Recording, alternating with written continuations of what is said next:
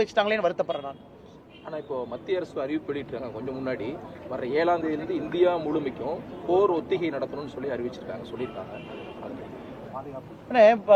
Okay அண்ணா, இப்போ உங்களுக்கு பாகிஸ்தான் பார்த்தீங்கன்னா கடந்த 3 நாட்களில் 2 ஏவுகணை சோதனை நடத்தியிருக்கிறாங்க. நேற்று நடத்தின ஏவுகணை சோதனை 150 கிலோமீட்டர் தூரம், 2 நாட்களுக்கு முன்பு 100 கிலோமீட்டர் தூரம். ஸோ அதை பாகிஸ்தான் சைடில் வார் ட்ரில் அப்படிங்கிறாங்க.